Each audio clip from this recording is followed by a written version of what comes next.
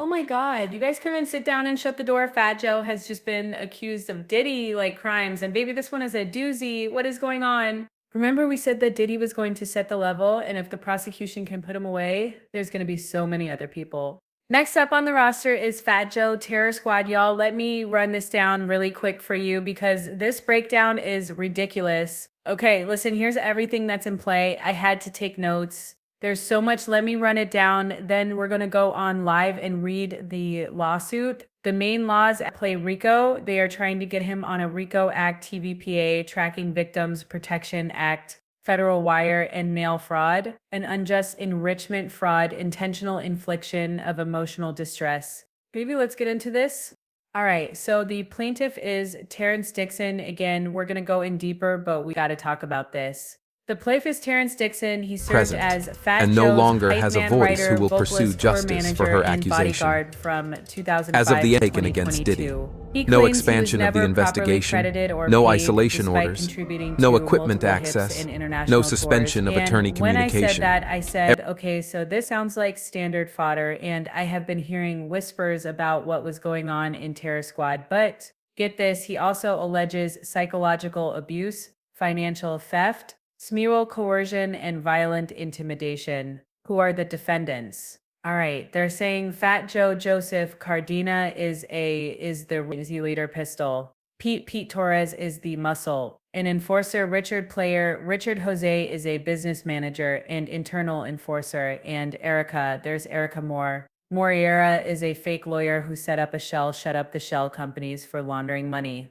Oh my God, and get this, and Sneaker Addict Touring LLC and Slate Incorporated, the corporate front for fraud. They also got Rock Nation in here, but they're saying Rock Nation just benefited from the touring and whatnot. The main RICO is Fat Joe. Okay, so here's the allegations. I'm hate labor and songfet. So Terrence claims that he co-wrote, performed 20 or more songs. We all the way up. Congratulations, ice cream, etc. He was allegedly promised 15% of all earnings and credit, but he received nothing. Instead, he got ghost contracts and a forge. Split sheets were submitted to BMI ASCAP, cutting them out. I think that's the record. People, hold on, y'all. I know we're starting slow, but it's about to get crazy. Money laundering and tax fraud. Fat Joe allegedly collected hundreds and thousands in cash and didn't report it. He used fake W-2s to inflate Terran's income on IRS records to hide wage theft. The sneaker store UPNYC operated as a front with employees flaunting luxury despite low official salaries, and defendants filed for fraudulent PPP loans using Sneaker Addict touring. There's also tour exploitation and financial control. They said he was booked for over 200 shows but only paid $250 for per show, while the contract showed that they paid him $3,000. His per diem of $100 a day was routinely stolen. He slept in lobbies while others flew first class, and Fat Joe allegedly took $30K Live Nation check meant for Terrence and used it to pay his own taxes. But y'all, let's get into this. The smear coercion and control, baby. This is a detailed unpacking. Now, there is a section of the lawsuit that alleges that Fat Joe used SMMX as a method of psychological domination, humiliation, and subjugation. These weren't isolated incidents, he's claiming, and they were rooted in consensual groupie culture. This was an alleged systematic pattern of sexual coercion used to break and control Terrence. Here's how it unfolded. Okay, now this is alleged based on his complaint, but let's get into this. Okay, he said he wasn't just performing music, he was allegedly forced to perform smectily. Not for his own gratification, but to maintain access to income, travel, shelter, and safety. Fat Joe allegedly made it clear that compliance equals survival. You refuse and your flight home gets canceled. You refuse and you sleep in the lobby. You refuse and you lose your spot.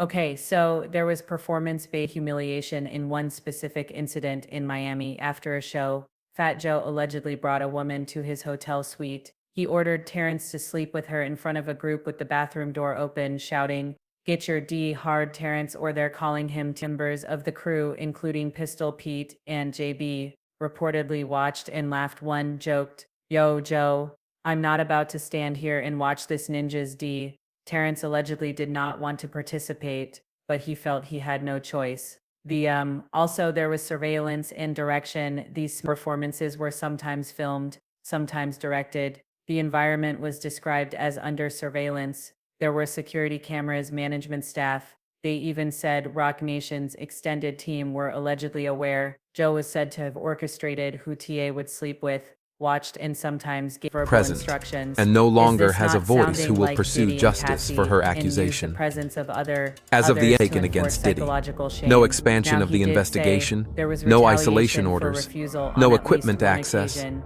no Terrence suspension of refused to attorney comply with the communication. Coerce Me Act. In response, Fat Joe canceled his flight, him stranded overseas, and cut off access to money or shelter, making him fully dependent on Joe's approval to survive. And there was also creepy language of ownership. He alleges that Joe made it clear that his bodies and his actions were not his own. The expectation was be spectally available command, never say no or you're out. And this wasn't about pleasure, it was about enforcing loyalty through humiliation. Now listen, these actions are framed in the lawsuit as textbook SMEX trafficking under coercion, especially the forced performance under threat, inability to leave due to financial and physical control, repetition over time. He claimed over 4,000 acts he was forced to perform and the occurrence across state lines. Intentional, you guys. He also claimed about lining him up. They said that when he started to complain, Fat Joe attempted a violence or a hint.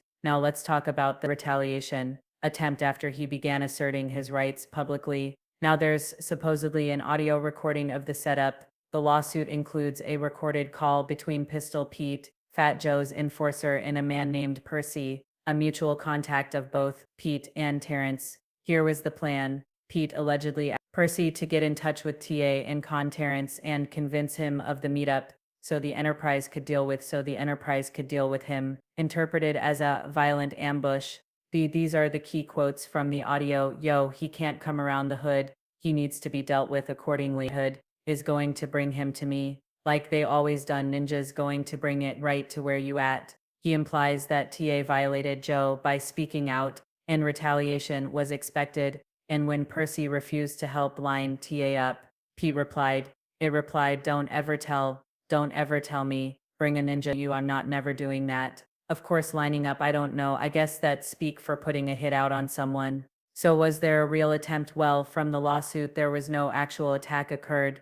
This recording clearly outlines an active conspiracy that set him up for a potential assault. Even worse, the threats were specific. They were targeted and they were made by someone, Pete, with a known history of that's his enforcer of carrying out Joe's violent orders. This lawsuit doesn't just talk about verbal abuse, but a predicate act under RICO and witness tampering statutes. You guys, what is going on over in Terror Squad? You guys, what is going on again? There was psychological coercion that they cited.